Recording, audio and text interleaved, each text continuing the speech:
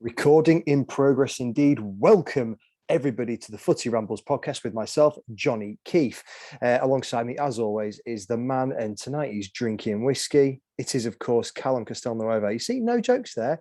I didn't do anything to, discredit you in any sort of way. It was just a case of he's drinking whiskey tonight. Stating the obvious, to be fair, aren't I? Oh, that's it. And I feel like a nice 60-year-old man sat here having a whiskey. Having a whiskey, very nice. Well, I'm drinking Brewdog's Parma Violet tonight, 5.5% beer that I picked up. I thought, I tried the Whitley Neal Parma Violet gin a little while ago, and I didn't like it. I don't really like the Parma Violet sweet.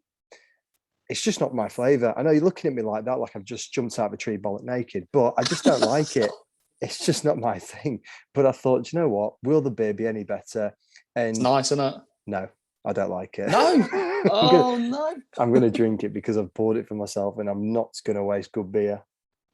Oh, I like it. I had it last week, to be fair. I must say, I was looking out for. I went into Tesco, knowing full well that I didn't think that they would stock the Brewdog and Tony's chocolate or Chocolony or whatever it's called. Have you seen the chocolate bars? Yeah. Right, they're amazing. I bought one for Bex because she'd never had one before, and we went through 3/4 of a bar last night. Shake your head. I can't remember how much we had. Full bar, 3/4, about 3/4, and it was just absolutely beautiful. It was amazing. So I think Sainsbury's do the Brewdog collaboration with Tony's Chocolony. So there we go. Sainsbury's, if you're listening, I think his name's Mike Cooper, who's top of the tree there. If you don't mind, it's just one can. I don't think it'll break the P&L, will it? Anyway, we've got so much to talk about. So much has happened over the last 24 hours with regards to Newcastle in particular. Of course, it has been the main talking point over the last 24 hours. However, we put out there on Twitter, and when I say we, I definitely mean you, as it's yourself, Callum, that controls all the social media, it's fair to say.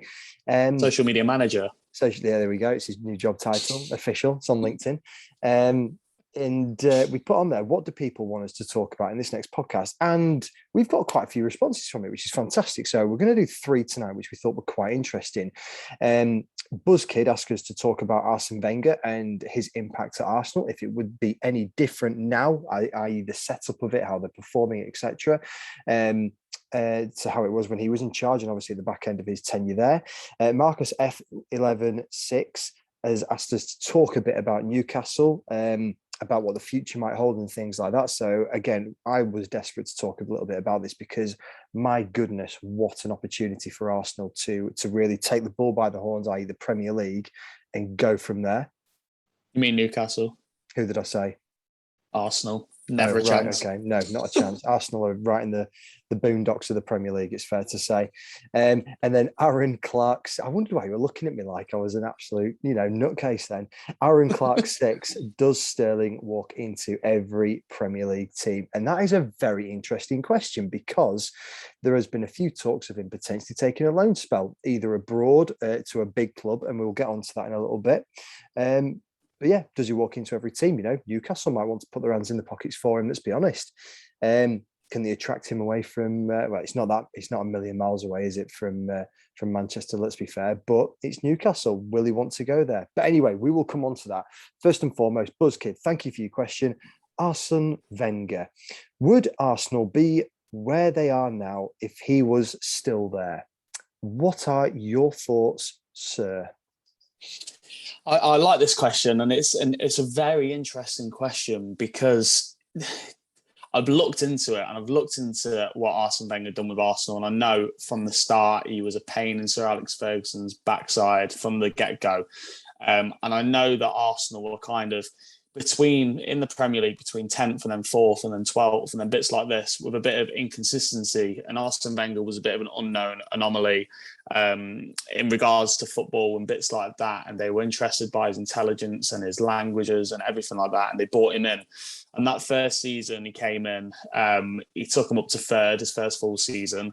And then a season later won the Premier League. And then 3 seasons on the bounce came 2nd and then won it again. And then came 2nd and then won it invincibly. So he was absolutely on form when he first got to Arsenal. And like I said, they won it. They're the only Invincibles to win the Premier League. So he was, and then I don't think they dropped out of the top four until I'm going to guess. Look, 2000. I'm going to guess. I was going to say, I'm glad you didn't go any further than that. I'm going to guess at 2016, but I think I'm about 2 years in or out there. 2016, 17. Sorry, no, 2015, 16. Yeah, so the last time they were in the top four. Yeah, they came second in 2015, 16, which I believe is the year Leicester won the Premier League. Yeah. So all the way from then until then, he didn't drop out of the top four. So what interests me with the question mainly is he dropped to fifth, 2016, 17. He dropped to sixth, 17, 18, and then he picked up his coat and he flew away to become the FIFA, whatever he is right now. And then Unai Emery comes in fifth. So a place above what Arsene Wenger got them to the season before, and the same position as they were the season before Arsene left. And then he and Freddie Ljungberg set some damage last season. I think it was last season to what? It might have been the season before. It was a 19-20 season. Freddie Ljungberg and Unai Emery set some damage to Arsenal that Arteta had to deal with.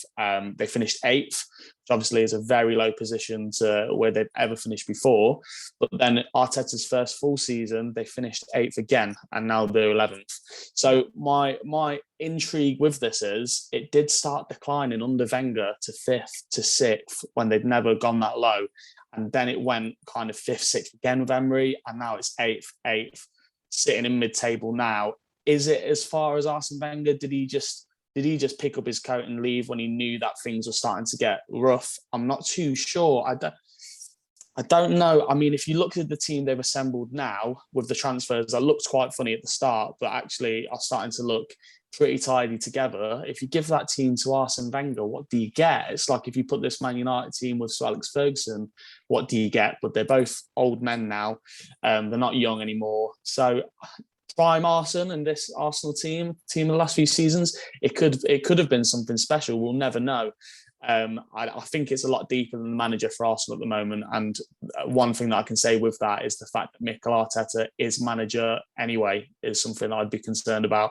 So yeah, it's just a bit of a up and down mess, and they need to find some sort of consistency before we can really look at those comparisons, if you know what I mean. Yeah, so the comparison for me is the Premier League itself and how it's evolved in the time before Arsene Wenger took the reins and to what it is now. If you look at it, what it was then, he was the innovator of football. He was the Pep Guardiola, let's call it for the sake of it, for his time when he joined in, when every other team was, old school. He came in and changed the diet. He changed the regime. He changed the training methods. He did everything.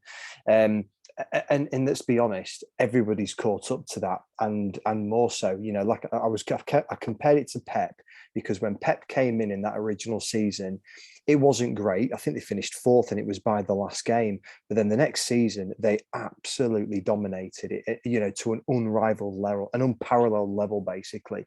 And that's basically what Arsene Wenger did. That first season, they had a bit of a ropey start. I say ropey start. Where did you say they finished? Like, was it third or something like that? I can't remember what you just said.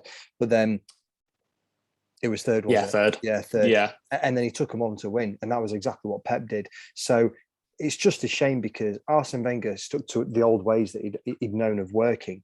Would it be different? Yes, I'm going to say yes. And the reason I'm going to say yes is because he evidently had training methods that were working well.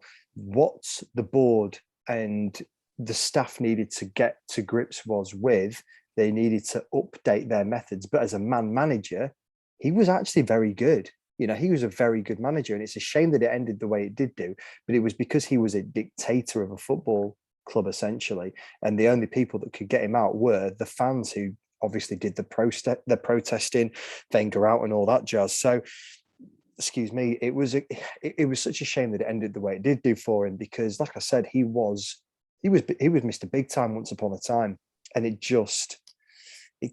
time's caught up with him. They needed a director of football. They needed to update their coaching methods. They tried to play a perfect way of football. They just didn't have the perfect players to do that with. If I look at that team now and I think to myself, okay, the centre forward, bang on. They've got a wonderful strike force. They've arguably got a really good, forward line actually. Introduction of Odegaard. They've obviously got Emile Smith-Rowe, who I actually really like. I think he's a great player. There's some real talent in there. Saka, unbelievable talent. They've got some great players. There's just a few positions where you feel like if they had do you know what? If they put Kante in or Jorginho in or Calvin Phillips in or, people like that, that would upgrade their whole team, tenfold. Yeah, I love that. I love that comparison there. How you just jumped quickly from Kante to Phillips. Ever the Leeds fan, but yeah, I know what you mean. Let's be honest. They are the very similar players, and who got to a Euro final recently. I was about to say, yeah, well, there is only one player, well, two players, Jorginho as well, that you just listed there in the Euros final. I think Phillips will get there. I was not going to start talking about McFred, was I now? That's just not a combination that you hold in the same kind of. Oh, if you stuck a McTominay or a Fred in the middle of that Arsenal team, they'd go from 11th all the way to 15th probably quite quickly. But yeah, I mean, I'm looking at this list, and it's quite funny because I'm looking down from about 2009 to 10, and all you can see is fourth, third, third, until they got to second, which was the season Leicester won, which was quite a mad season. They were third until the last game of the season. So what Arsenal fans really got sick of was just being fourth. Blinded. Well, they weren't competing for anything. Champions League, they weren't going out into top two. Well, even in the Champions League stages, they were going out like that. I think they got to one Champions League final. And the promise to the fans when they built the Emirates and moved from Highbury was, we will be competing in Europe. Quite simply, they were fed tosh because they weren't. They got to one final and they were beaten about 3-1 by Barcelona. And it just, exactly. You look at that team back then and you go, shouldn't have been happening. I mean, it was a Barcelona, wonder team. It was just a phenomenal force. But anyway, that for me, Wenger would be doing better because I believe he is a better manager, but he needed to update his ways, and he wasn't doing that at the time, unfortunately. But that's what I mean, though, because the fans got so sick of Ford and Firth and not competing and Champions League and everything like that. But now they're not. They've the highest they've been since he's left is fifth. They've finished fifth in a season, which is the highest they've finished. So it's whether he was managing the tools he had to actually, he was actually finishing in the top four, because you take him out of it and all of a sudden they're sixth, fifth, eighth. But then again, he dropped them to sixth. So did he just jump out as you could see they were floating down levels? The same could be said about Manchester United when Fergie left, to be fair. Exactly. It's happened to both of them. But yeah, you say exactly what you said, though. When Arsene Wenger came in, he did things that were like, Paul Merson was speaking on a show I was watching recently, Fever Pitch, and he said they were just, all they'd do is they'd go out, they'd drink, they'd eat. And then he just said, no, cut it all out of the restaurant, cut it all out from their diets, cut everything out of the system. And he said that they felt like when they were going onto the pitch, they felt like superhuman.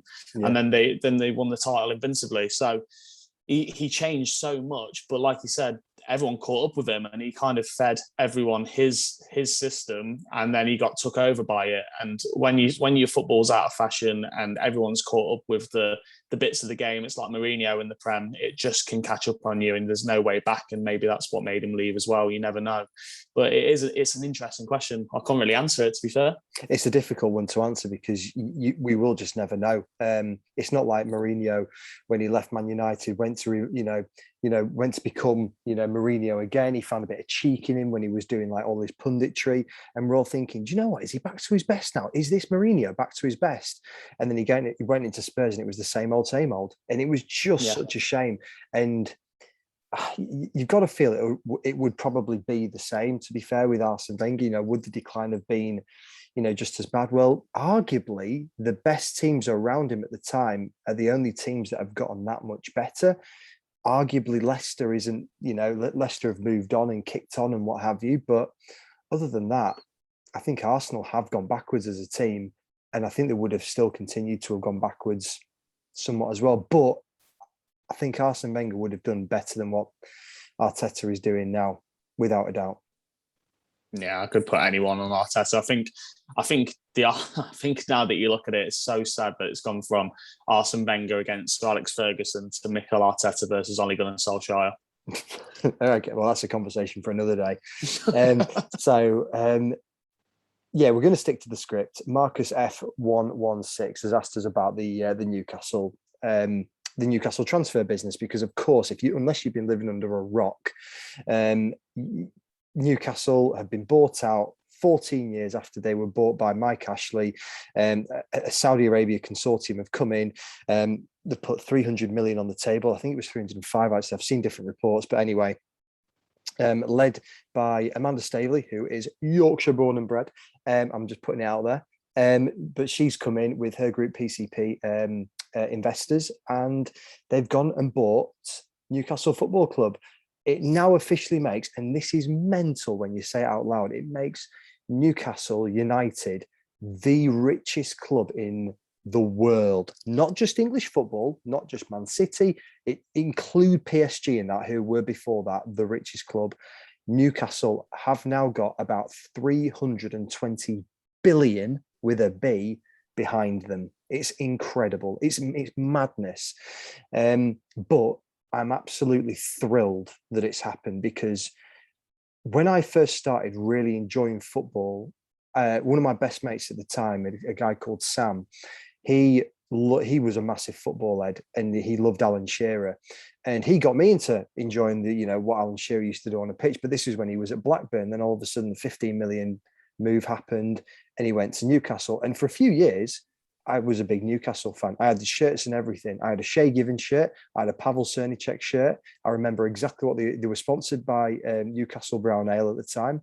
Had the skyline on one. It was like crocodile, kind of skin on another. I was a massive goalkeeper at the time. I loved being a goalkeeper, and that's why I know of those two goalkeepers. But anyway, the point is, I've always kind of, I'm not going to say I've always had an affinity for Newcastle, because I'm not. I'm a Leeds fan. But I remember those times in my life very, very well, because it was good childhood. It was just good childhood memories, if you like. What I'm going to ask you is, though, and I know exactly my viewpoint on this, has Newcastle United sold out? Yeah, I know you didn't know I was going to ask you that, did you? I don't know. Like the thing is, right, they're now, you said like they're the most expensive team in the world with this team, that team. They are pissing on the Premier League now. Man City's owners are 10% worth of what Newcastle's owners are. And Newcastle are now going to, I don't know what the strategy is going to be behind their kind of, you saw what City did. They brought in Robinho straight away, but they brought in Stephen Ireland and Mark Hughes. It was a bit of a strange transition. I think Newcastle are going to look at, if they're clever with it, the first thing they're doing is they're replacing Steve Bruce, I think I've heard. Well, that was my next question, to tell you the truth. Does Brucey have a future in Newcastle? But I can't help but think that you've not answered the first question yet, sir. So when you say they've sold out, expand. Okay, well, they've all these billions of pounds. Have they sold out on the Premier League? Have they gone down the route of, oh yeah, we're going to throw loads of money at it? Now, I don't know that yet, but have they sold out in that? Because they've got this massive owner now, this huge owner. No, I think they're gonna be wise with the money. I think they're gonna do it a bit differently to other teams. They could do whatever they wanted, but the fans have been speaking. All I've been hearing from the fans is that they want a well-run club. They don't want to. Well, they do. It's a difficult one. I don't think they're gonna complain if they go into the market and buy Mbappe and Sterling. It's not straight away. But okay, I know where you're coming from. Do you know what I mean? They're not going to complain, but they'd have to be offered massive money, because we know what Mbappe's future is like, and Sterling would have to come with a huge, huge project going on there, with big players also coming to the club. Now, let me just tell you my standpoint on this. The answer is no, they haven't sold out, because the Premier League has been allowing billionaire owners to come in for 10 years plus. You think of Abramovich, you think of Man City's owners, the Glazers are obviously there, you've got the Venkis, you've got the Liverpool owners as well. The big clubs have got billionaire owners, and it's as simple as that. If you want to go far in the Premier League, you need to be well backed for as a starting point, okay? And that usually begins with a B these days and not an M. in terms of what I think they'll bring wonderful things to Newcastle. I think that the way that they've sold it to the fans is we are going to focus on the club, but we are also going to build the infrastructure. I think they've really seen the Man City model and they're going to do that. I think they've seen what the Leicester owners have done and they're going to try and do that as well. They need to get the fans on side because that's been Mike Ashley's problem. He didn't have the fans on side. He gained all of these riches from every time that they, did okay in the Premier League and things like that. Because remember, they finished 11th, 12th. It's not a bad position. It's just not where Newcastle, 20 years ago was once upon a time. And he just never put anything back into the club. That was the issue. He was taking all the riches for himself and then splashing out here and there until they bought Joel Linton, I think it was. Newcastle's biggest transfer was Michael Owen for about 20 million quid. And that's, I can't even tell you how long ago that was. I won't be able to say how old Owen is now, to be fair. But have they sold out? No, they've gone with the times and they've gotten a big owner that wants to buy them. And I say the biggest owner. Yeah, the biggest owner they could have done. Let's not deny ourselves anything. The guy that runs the consortium is the prince to the Saudi throne. Okay, he's got money coming out of anywhere. He looks under his pillow. The tooth fairy's not just put a quid there. It's a massive amount of money that he comes from. Amanda Staveley, I think she's got about £110 million fortune, and I think she has a little bit of a share in it and things like that. Fair enough. Her part will be very. I don't know what her part is. I think she's going to be some form of running the club day to day. But yeah, the money that's in that club now is phenomenal, and I'm hoping because it is another big flag for the Premier League, if you like, because it will draw more people into wanting to watch it. What are Newcastle going to be up to, especially if they start attracting huge players. Well, exactly, and they will. And that was Marcus's question: how will this ownership affect the rest of the league and affect the clubs and affect the rest of the league overall? And it will bring a lot more fans to the league itself. But also, other teams now are going to start looking at like what we're going to do, because I feel like it's going to take off. Like your Norwiches are going to be like, it's just going to be an overpower now in the top half of the league, and other teams are going to want to have a lot more backing behind them. You mentioned Liverpool before. They're not even in the top 10 of the richest owners of the league. No, the Wolves are in the top 5. Yeah.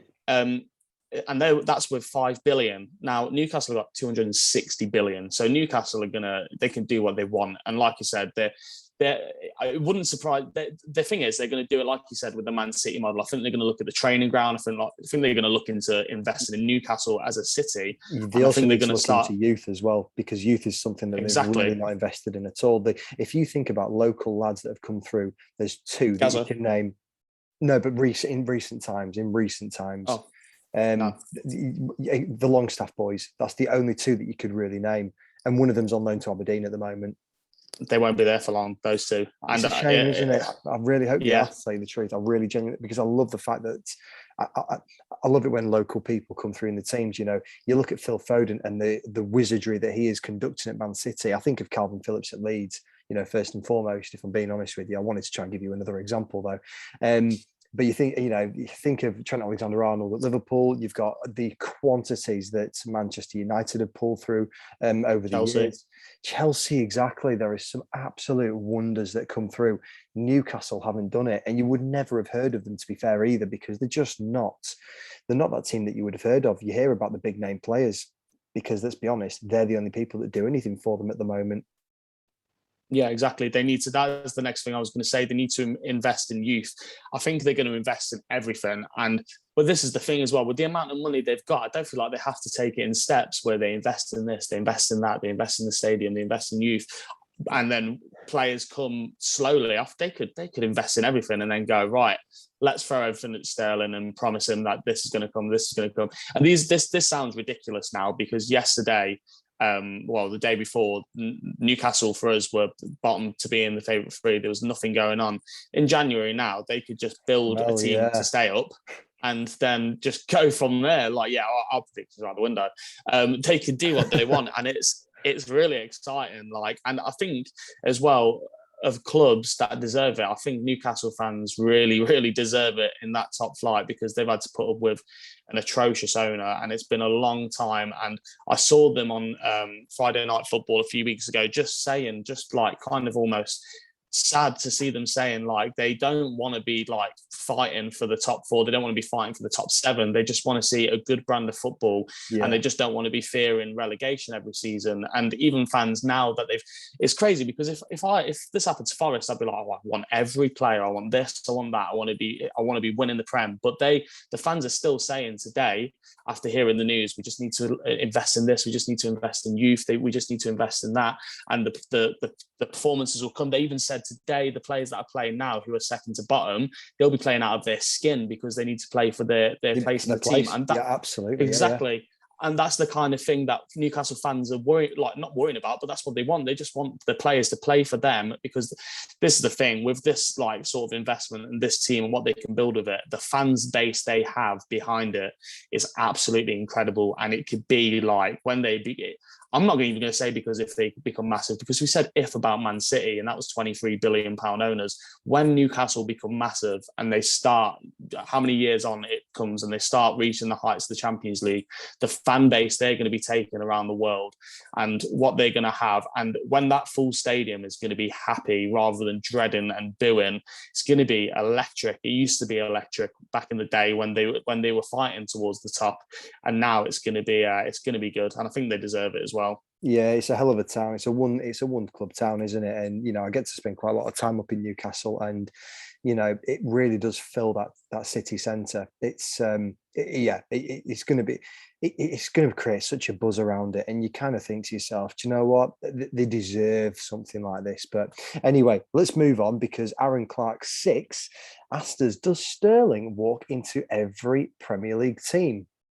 Now, it's fair to say that he's probably fallen somewhat out of favour with Pep at the moment, because they've got such a rich of talent, in that squad. The riches that they've got with Grealish, with Mahrez, with Phil Foden. I mean, Bernardo Silva's being played out of position, but originally he was being played on that right wing. I feel like I'm missing players just in those wing positions at the moment. But I mean, Gabriel Jesus, he's been playing there recently as well on that left wing. It's yeah, the answer is, well, in my opinion, Sterling walks into any Premier League team. He does, because he's just that good. He's Mr. Dependable at the Euros. He scores goals. He runs at players. He's got lightning feet and he's got lightning pace. If he walks into any squad, in my opinion. Okay. Well, for me, forget anything below the top 6. He walks into every single one.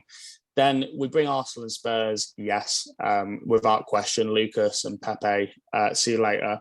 And then you look at the top 4, yeah, Man United, yeah. City, he's got his things going on, whatever. Chelsea, it's tight. No, it's not tight. Are you telling me that he would not be better than Timo Werner? Timo Werner doesn't start.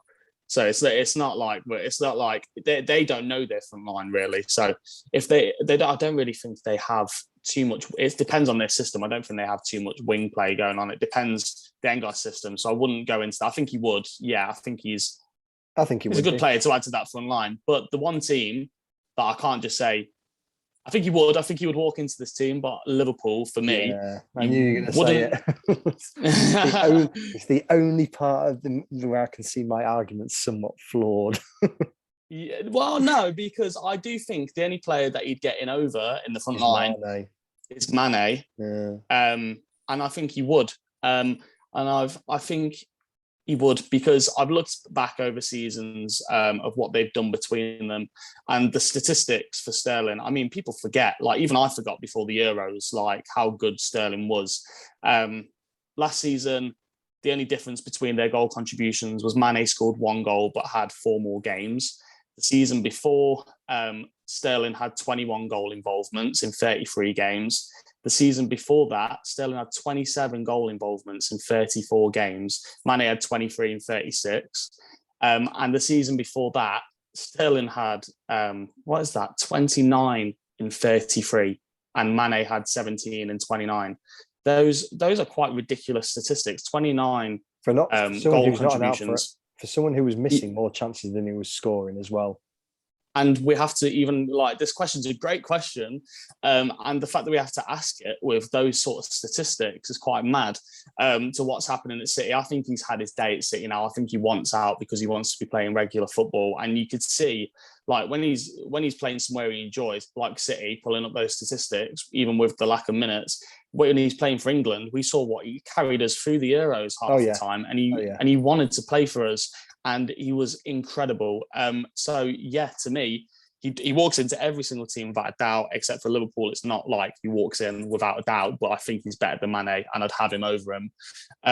So I think he will. I mean, you don't know what's going to happen with Newcastle. I think abroad is probably for now. But if Newcastle started creating a project and Sterling was asked, he'd do amazingly there. Imagine Sterling and Sam Maximan around a good striker. Erling Haaland. Any of them. Do you know what? I pulled out my expected Newcastle lineup in the next 5 years, right? And I'll just name it to you quickly. Just while you're pulling it up, I did see there was a clip that was going around the social media platforms saying that Antoine Griezmann was on a plane back from wherever, and he was playing Footy Manager. And have you seen it? Yeah. And he was talking to Mbappe going, yeah, I'm at Newcastle United. And Mbappe's going, where? He was like, oh, it's cold there, isn't it? It's not very hot. And he was like, yeah, but I just bought it for 135 million euros or whatever it was. And what had he won now? Griezmann had won like five trophies, like, you know, the league, the cups, you know, the all the domestic trophies, basically, Champions League. Saw it coming.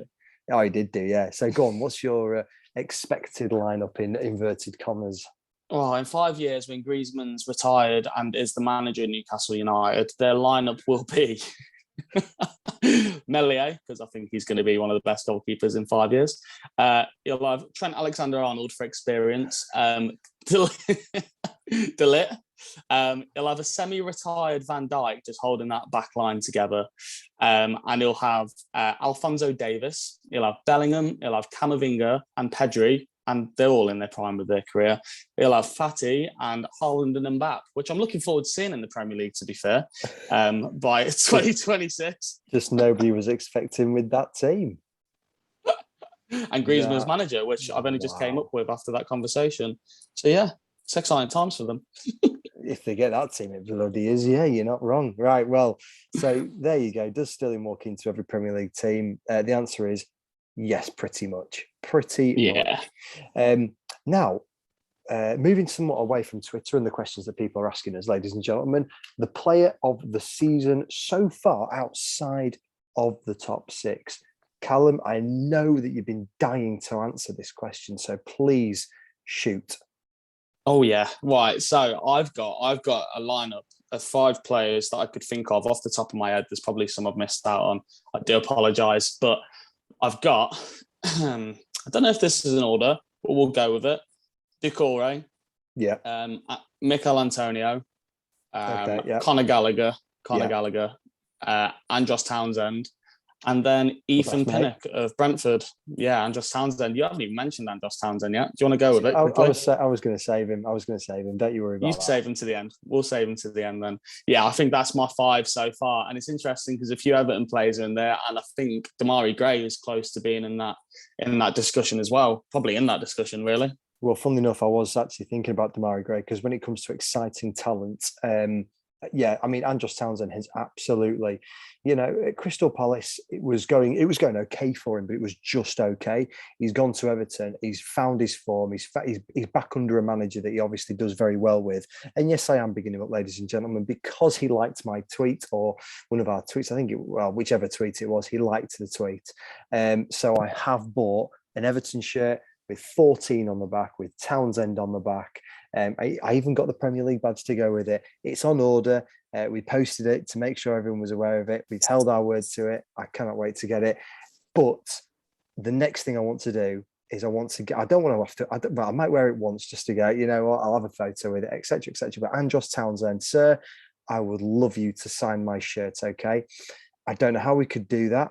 I don't know if you would want to do that. I'm hopeful that you would do because, you know, I've been a bit of a fan of yours, to be fair, from when you scored that amazing England goal on your debut for England. I think it was where you just pinged it in from the right hand side, cut in, have that. But anyway, Andros, if we can get the shirt signed, that'd be grand. Anyway, so yeah, funnily enough, he is in my top six, in my top few players. Conor Gallagher's in mine as well. Funnily enough, I actually had Iheanacho because I think he's had a reasonable start. But I also, I had it between him and Gray, if I'm being honest. And Gray for me is probably doing a little bit more. So Decore, I mentioned him earlier on as well. I think he's just been outstanding. So they're my top players, to be honest. Oh, I tell a lie. When we say top six, are we including West Ham in that? What's West Ham outside? The traditional top six, I mean. Fair enough. Ben Rama as well. Oh, Ben Rama. That was another one I missed out. Ben Rama, yeah. Ben Rama's been absolutely solid. And yeah, he's in my dream team. I forgot about Ben Rama. Ben Rama's been awesome. How many assists has he got so far? I know he's got he got a few goals so far because obviously, again, he's on 2 assists at the moment. 2 assists and 3 goals. Yeah. That's some goal contribution. I'm telling a lie there. You're not telling a lie. Very good. I like it when I'm not lying. Yeah, he's got 3 goals, 2 assists. And then obviously you've got Mikel Antonio, who's been eating up most of those assists, and himself has 5 goals and 3 assists. So Mikel Antonio for me is probably, I mean, we spoke about Salah the other day. We're not going to get back onto it, but Salah's probably the most informed player in the league. But Mikel Antonio's right there next to him, to be fair, this season so far. And I don't really see why anyone should say that Mikel Antonio hasn't been the player of the actual league so far. He's only got 1 goal less than Salah. And a lot of people are talking about Salah being the best player in the world. And Salah's played 1 more game because of Mikel Antonio's red card. So Antonio, for me, out of those ones I've picked out for his goal contribution is probably, Doucouré, though, to be fair.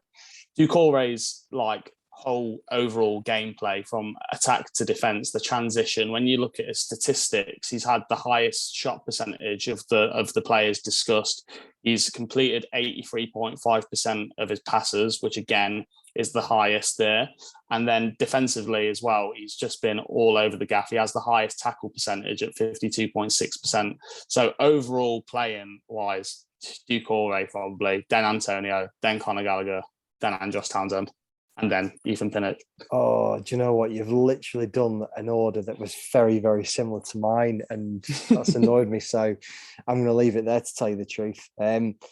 Yeah, and to be fair, I think you've just about covered who is your favourite player outside the top 6 there as well, haven't you? Mm-hmm. Well, fair enough. We've answered 2 questions in one there. For those that can't, they've just got no clue what we just said there.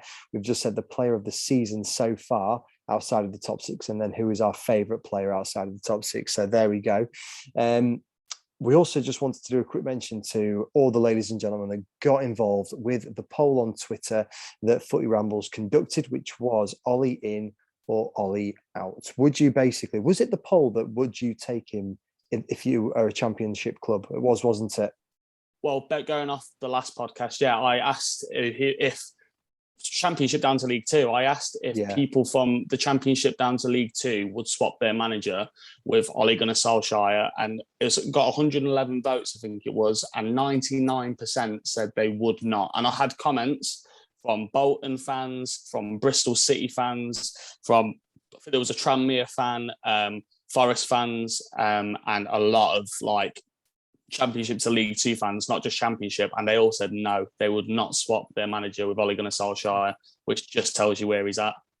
Yeah, I mentioned it in one of the other podcasts, and it was brutal. And I got a few people, a few friends of mine, just saying, "You've taken a bit of a Simon Jordan approach to that, haven't you?"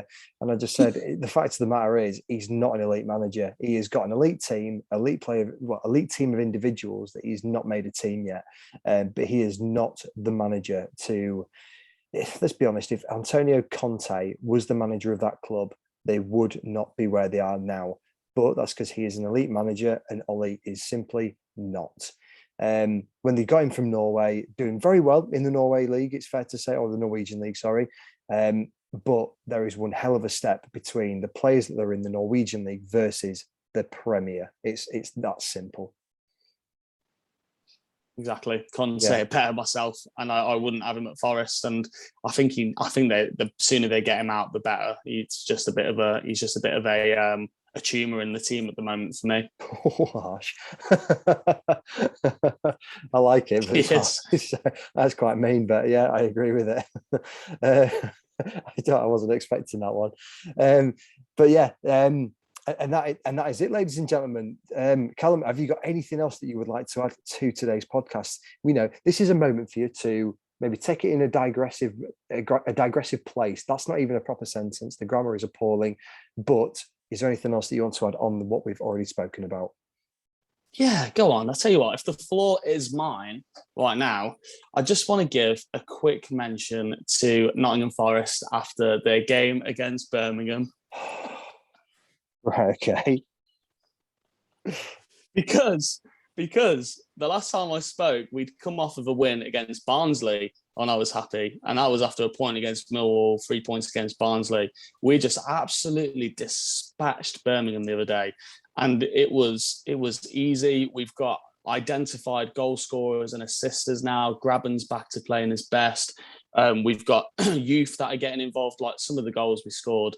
And our wing backs are sensational. We've got a real team now. And this is what I wanted to briefly mention as well, because you mentioned Simon Jordan, who the other day decided to lay into the players again because of Chris Hughton's gone and now the players are performing. And he really dug into the players. And it pissed me off, to be fair, because there's absolutely no coincidence that those players couldn't win a game over 7 games. And now we've just scored 3 goals away from home and won the game consecutively for the first time since I think it was 2016.